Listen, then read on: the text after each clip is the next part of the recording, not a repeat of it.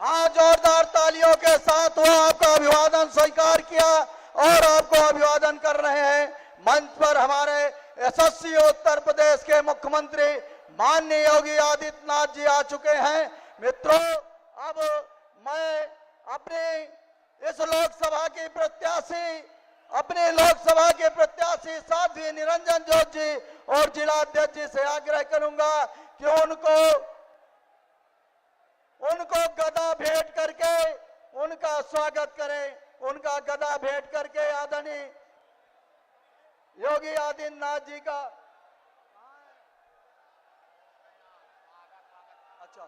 चलिए स्वागत की कड़ी में अब मैं आमंत्रित करता हूं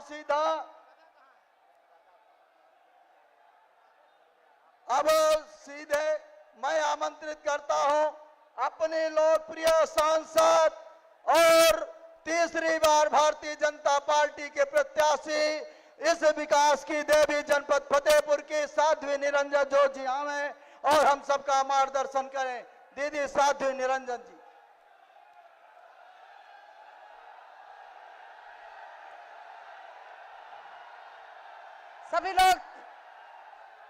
सभी लोग ताली बजा के स्वागत करेंगे।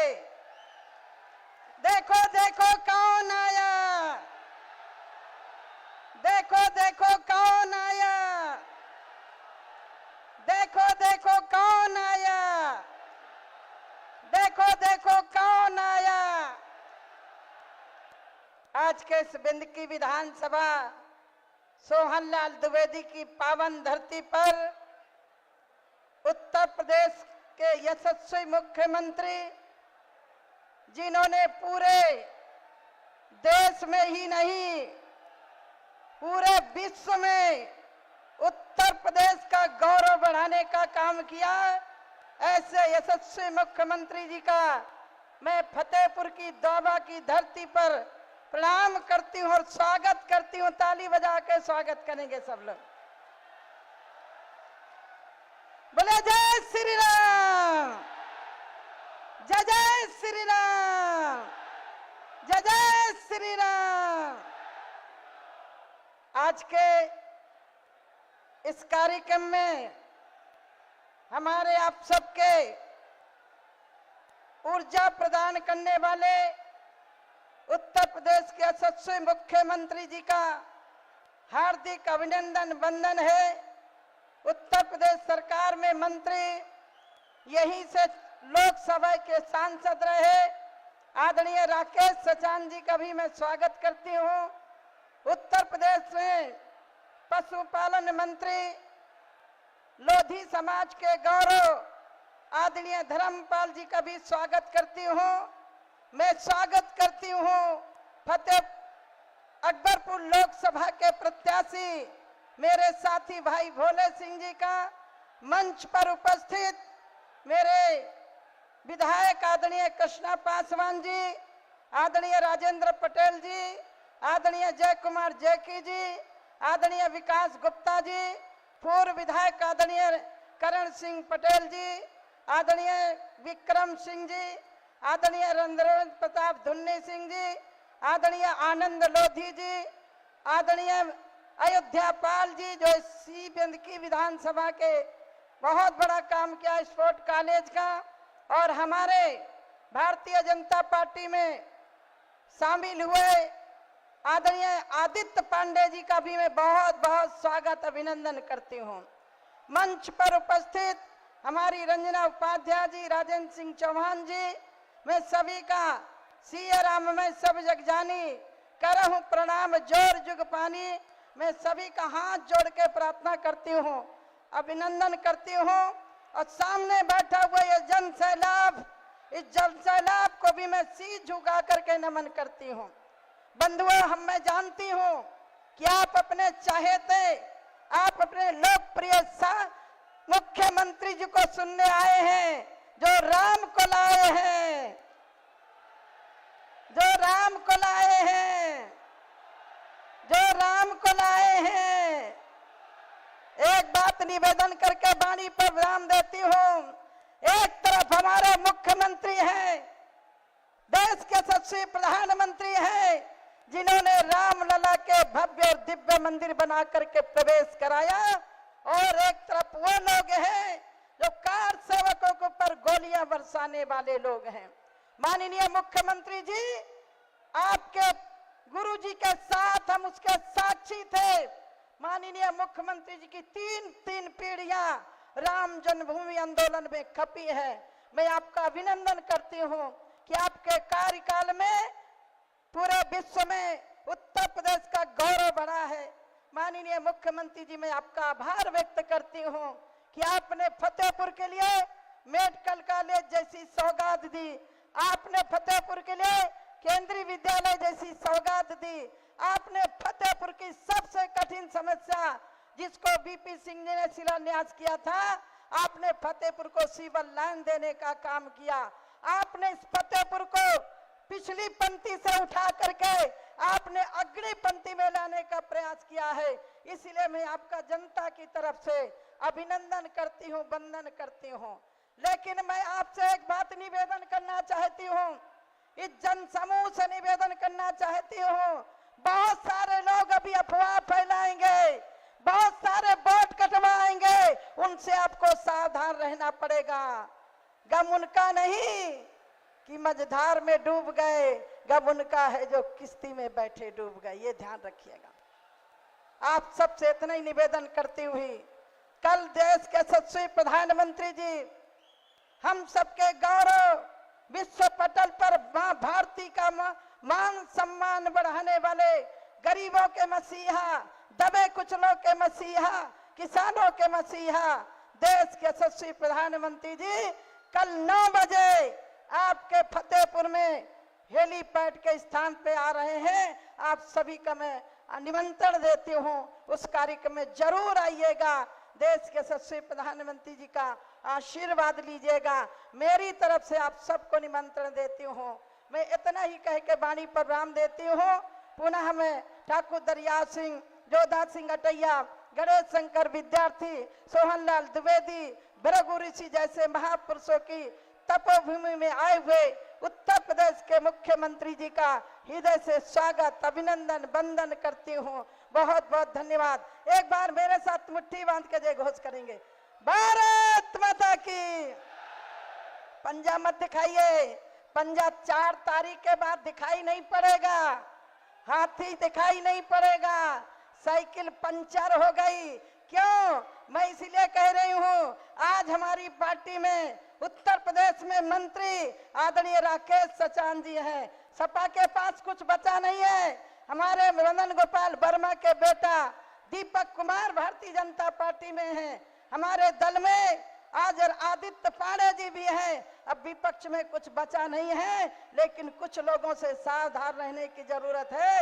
इतना ही निवेदन करती हुई वाणी पर विराम देती हूँ। जय श्री राम। अभी पीछे वाले लोगों की आवाज नहीं आई। जय जय श्री राम। अयोध्या हुई हमारी, अब मथुरा की।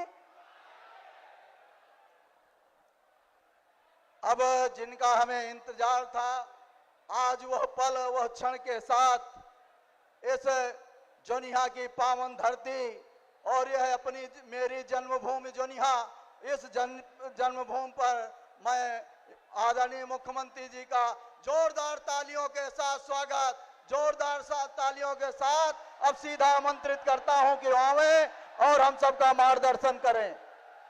जोरदार तालियां।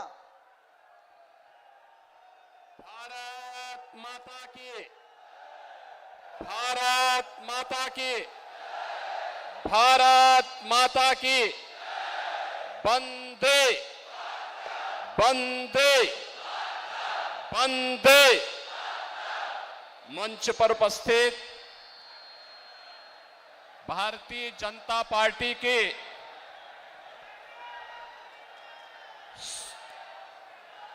लोकप्रिय प्रत्याशी केंद्रीय मंत्री साध्वी निरंजन ज्योति जी, प्रदेश सरकार के मेरे सहयोगी मंत्रीगण श्री राकेश सचान जी, श्री धर्मपाल सिंह जी, सांसद कानपुर देहात श्री देवेंद्र सिंह भोले जी, मुखलाल पाल जी, जिला प्रभारी रंजना उपाध्याय जी, भारतीय जनता पार्टी के जिला के अध्यक्ष अभय प्रताप सिंह जी, माननीय विधायकगण श्रीमती कृष्णा पासवान जी, राजेंद्र सिंह पटेल जी, विकास गुप्ता जी, जैकी जी, अविनाश सिंह जी,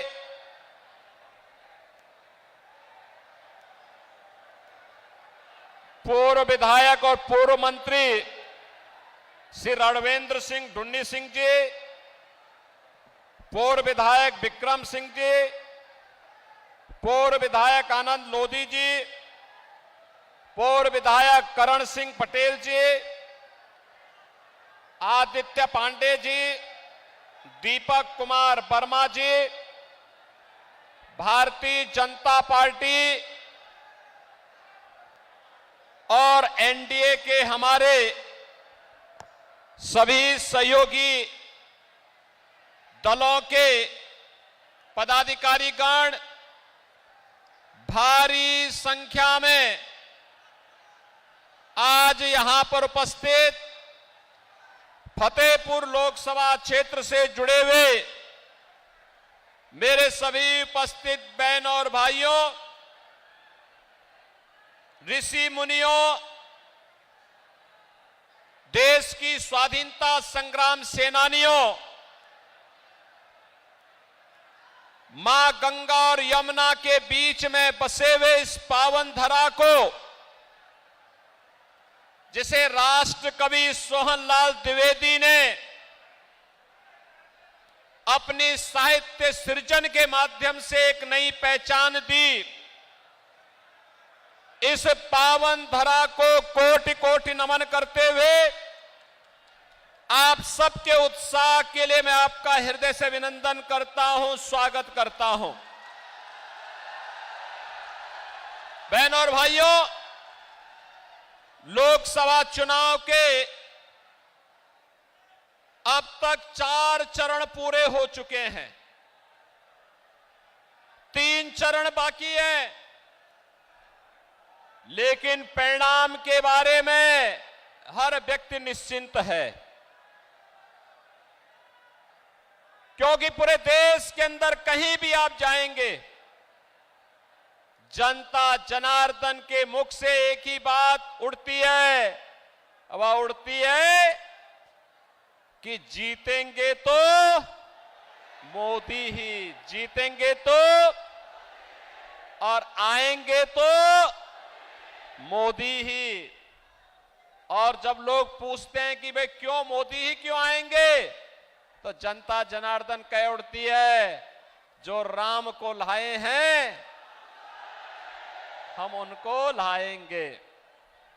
सचमुच हम अभिनंदन करते हैं अपनी जनता जनार्दन का, जिन्होंने भारत के यशस्वी प्रधानमंत्री और दुनिया के सबसे लोकप्रिय राजनेता मोदी जी को 10 वर्ष की लगातार सेवा के बाद हर बार ज्यादा उत्साह से चुनाव जिता करके भेजा है। और बहनों और भाइयों, इसीलिए इस बार अब की बार 400 पार के अभियान को आगे बढ़ाने के लिए जनता जनार्दन कमर कसी है।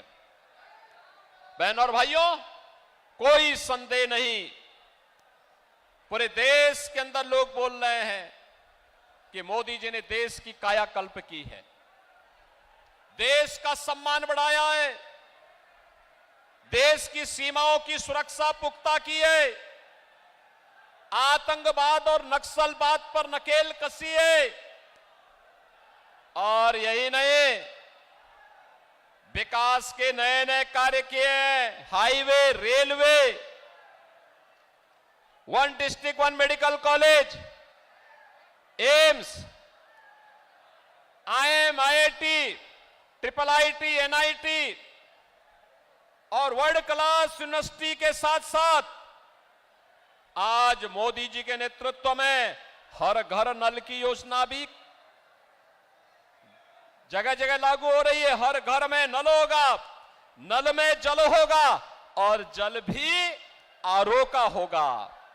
बहनों और भाइयों, गरीब कल्याणकारी योजनाओं की तो कोई हिसाब ही नहीं। याद करिए, ये जो चुनाव मैदान में आए हैं समाजवादी पार्टी और कांग्रेस के लोग, इनसे पूछना चाहिए, इनके समय में हमारा ये जो फतेहपुर है, यह बुंदेलखंड का प्रवेश द्वार भी है।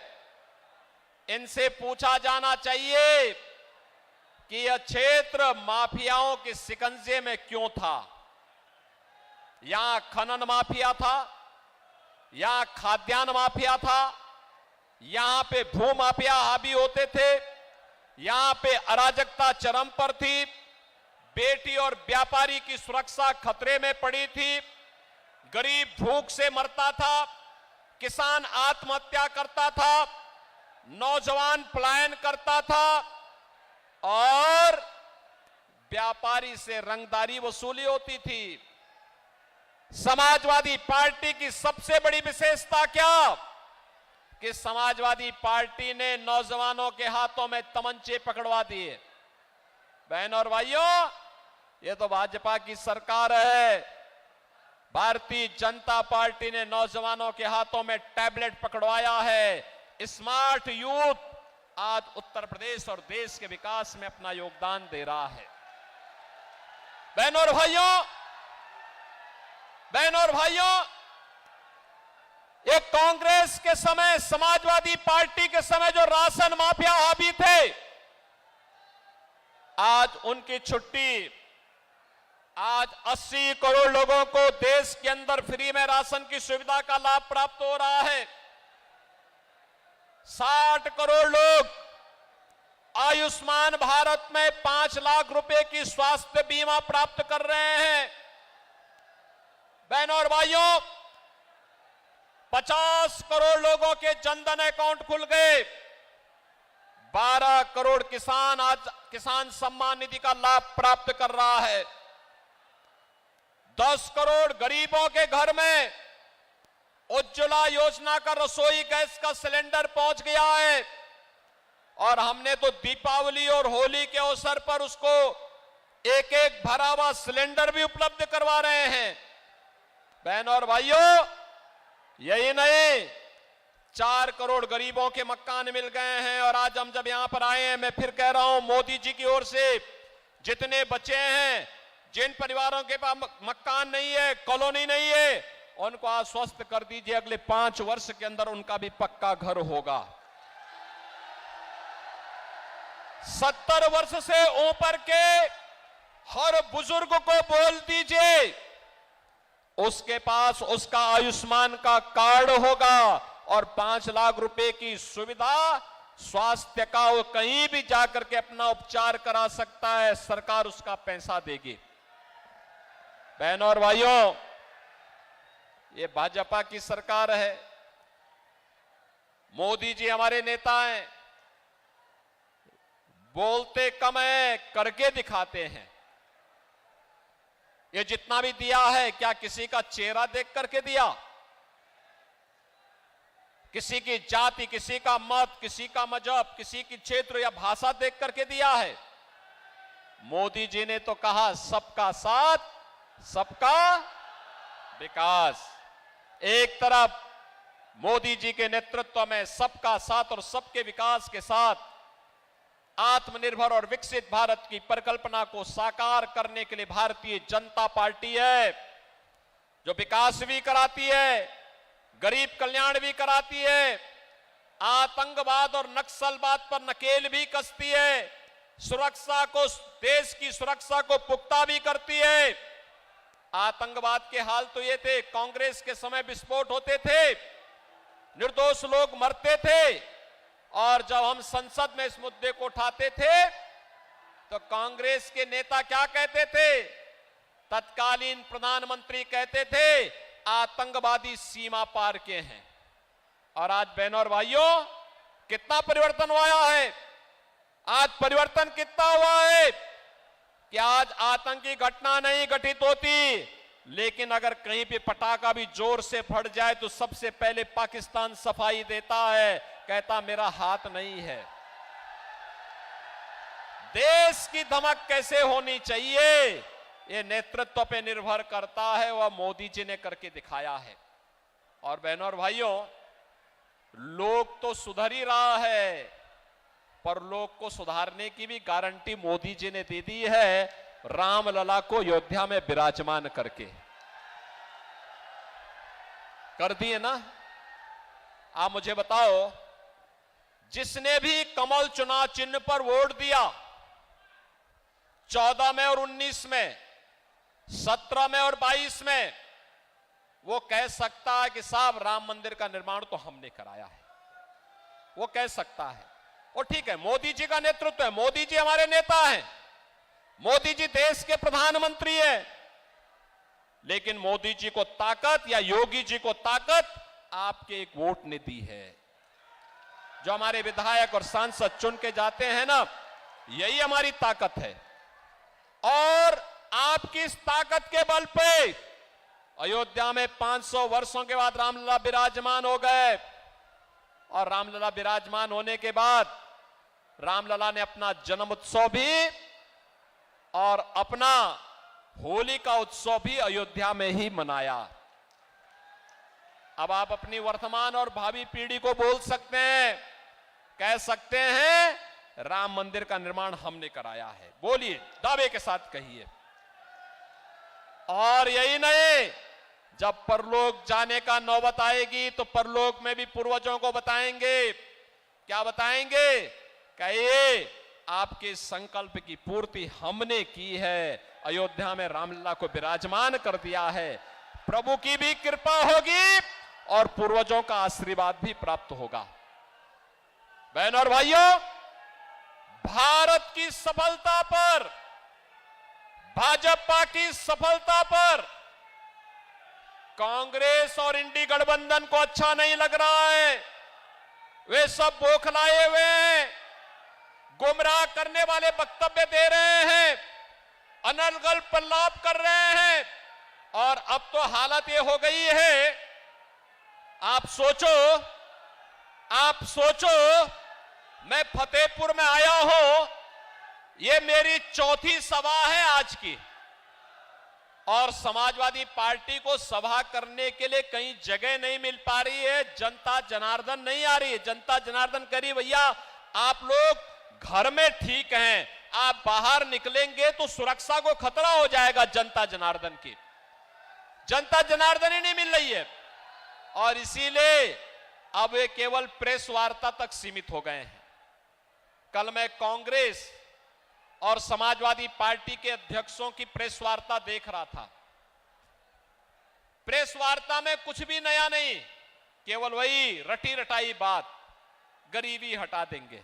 अरे पिछले 54 वर्षों से देश इस नारे को सुन रहा है, गरीबी तो हटी नहीं।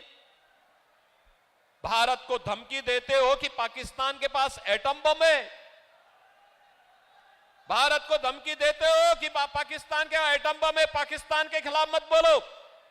अरे कम से कम कुछ तो रहम करो अपने पे।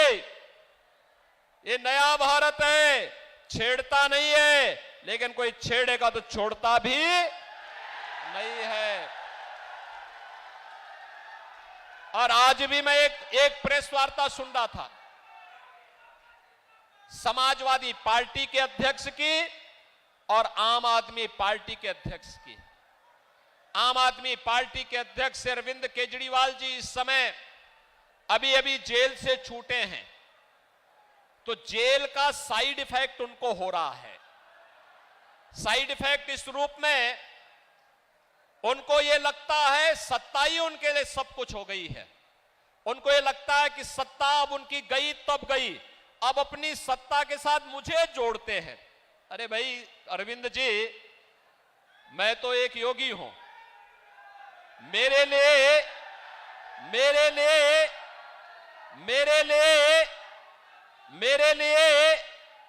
नेशन फर्स्ट है। देश के लिए, सनातन हिंदू धर्म के लिए एक बार नहीं 100 बार, एक जन्म नहीं 100 जन्म में हम सत्ता को ठुकरा सकते हैं, लेकिन देश और सनातन धर्म के लिए अपना सर्वस्व न्यौछावर करेंगे।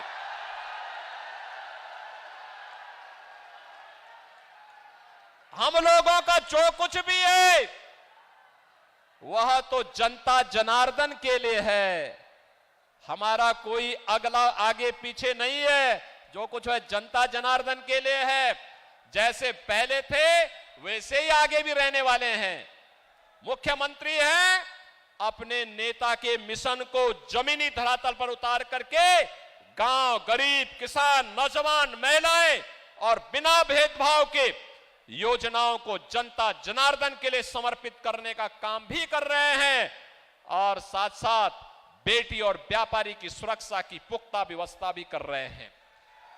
अयोध्या में रामलला का भव्य मंदिर के निर्माण में भी योगदान दिलवा रहे हैं। तो माफिया और अपराधियों का और दंगाइयों का राम नाम सत्य है की यात्रा भी निकाल रहे हैं। लेकिन आपने दिल्ली की सत्ता जिस उद्देश्य से हासिल की थी, याद करिए, आपने कांग्रेस के खिलाफ अन्ना हजारे जी के मिशन को कलंकित किया। अन्ना हजारे जी ने एक पवित्र मिशन चलाया था, भ्रष्टाचार के खिलाफ आंदोलन पुख्ता किया था और आज भ्रष्टाचार में लिप्त, देश के पहचान का संकट खड़ी करने वाली, भारत की सुरक्षा पे सेंध लगाने वाली, भारत के विकास को बाधित करने वाली, भारत के अन्नदाता किसानों को आत्महत्या करने के लिए मजबूर करने वाली, भारत के नौजवानों को प्लान करने के लिए मजबूर करने वाली कांग्रेस को अपने गले का हार बना करके आप उसके पाप में शामिल हो गए हैं। और यही कारण है, देखो, संगति का असर तो पड़ता ही पड़ता है।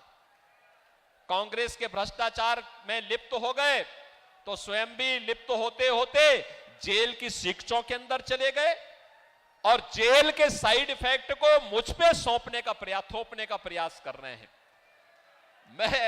मुझ पे मत थोपिए, लेकिन एक बात मैं जरूर बोलता हूं कि दिल्ली की जनता बड़ी सुकून से थी।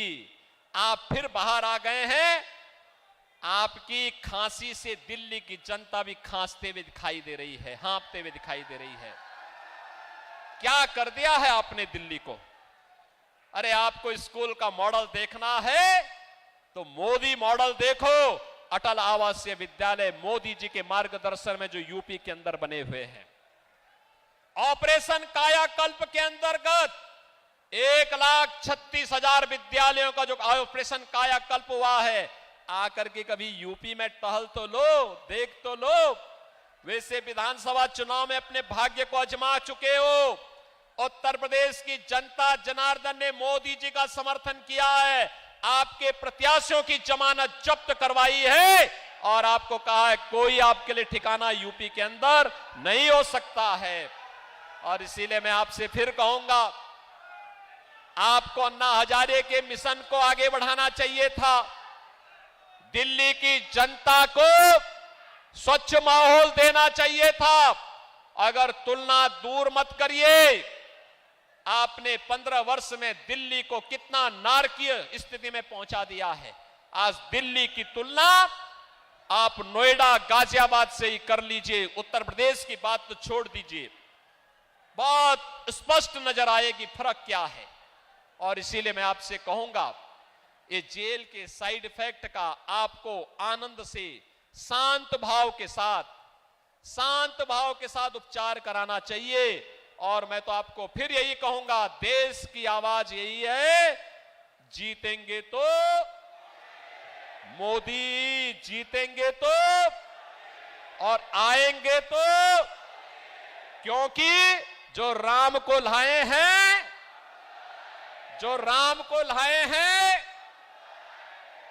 और फतेहपुर को तो कहना ही क्या है, राम की भक्ति ने ही यहां चुनाव लड़ रही है। साध्वी निरंजन ज्योति, उन्होंने भी कभी सोचा नहीं था कि मैं विधायक बनूंगी, सांसद बनूंगी, केंद्रीय मंत्री बनूंगी। जीवन समर्पित किया प्रभु राम के चरणों में, जीवन समर्पित किया प्रभु राम के चरणों में, और राम जन्मभूमि आंदोलन से जुड़ी हुई है। राम जन्मभूमि आंदोलन के साथ जुड़ी रही। तब कोई चुनाव की बात ही नहीं करता था, तब तो एक ही संकल्प था, राम लला हम आएंगे।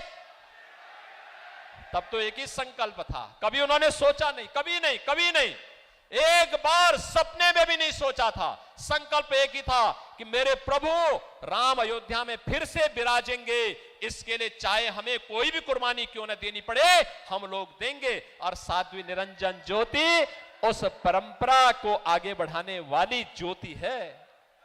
और इसलिए फतेहपुर वासियों, वे विकास के लिए भी कार्य करती है, सनातन हिंदू धर्म के लिए भी उनका पूरा जीवन समर्पित है। उसके इतर वो कुछ नहीं सोच सकती, उसके इतर उनका कुछ भी अन्य विकल्प, कोई भी उनका कोई दूसरा एजेंडा नहीं।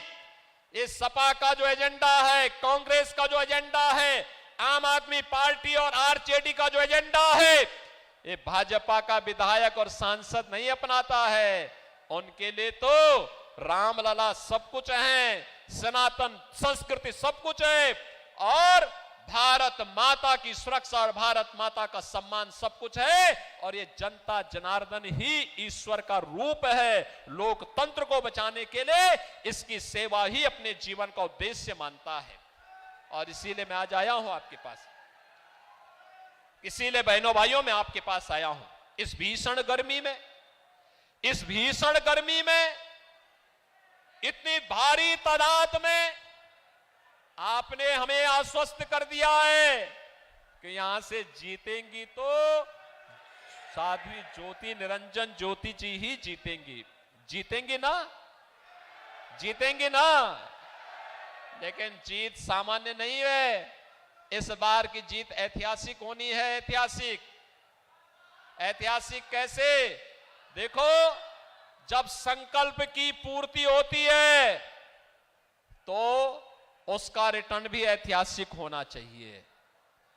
अब ये चुनाव केवल निरंजन ज्योति और समाजवादी पार्टी की नहीं है, ये तो राम भक्त और रामद्रोही के बीच का चुनाव हो चुका है।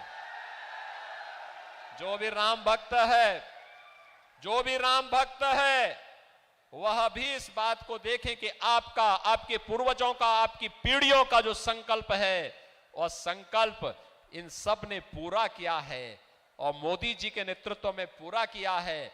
इसलिए संकल्प को भी दक्षिणा के रूप में इतने भारी बहुमत से विजयी बनाना है। केवल कमल ही कमल, कमल ही कमल, कमल ही कलम कमल दिखना चाहिए। और पूरा फतेहपुर लोकसभा सीट पर, पूरे उत्तर प्रदेश में हर ओर, हमें हर ओर केवल भाजपा भाजपा ही दिखनी चाहिए। और एक ही संकल्प जो उत्तर दक्षिण पूरा पश्चिम पूरे देश में, मैं ये गाना पूरे देश के अंदर सुनता हूं, कहीं भी, जम्मू कश्मीर में, कन्याकुमारी में, पूर्वोत्तर में, तमिल, आपके त्रिपुरा से लेकर के असम के अंदर या उड़ीसा के अंदर हो या बंगाल के अंदर, या फिर मैं पश्चिम में जाता हूं, महाराष्ट्र के अंदर, सुदूर समुद्र के कोने पे भी जाता हूं, यही सुनता हूं, जो राम को लाए हैं हम उनको लाएंगे। और बहनों और भाइयों, यहां तो राम को लाने वाले साक्षात बैठे हुए हैं। इसलिए आप सबसे मेरी अपील है, चुनाव जिता के भेजेंगे ना साध्वी निरंजन ज्योति जी को? दोनों हाथ उठाकर मुझे बता दो भैया। देखो, ये मेडिकल कॉलेज, सड़क, बिजली, पानी, राशन सब कुछ तो मिला है, और आगे जो भी कहेंगे, देखो, सुरक्षा और विकास ये मेरी जिम्मेदारी, ये जिम्मेदारी मेरी है।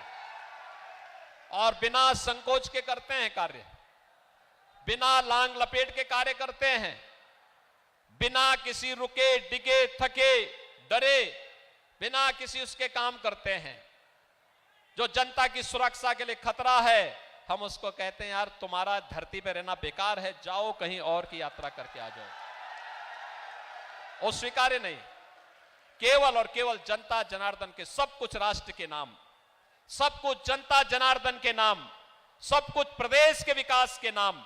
और प्रदेश के विकास का मतलब फतेहपुर का विकास, और बहनों और भाइयों, इसीलिए हम लोग आपके पास आए हैं।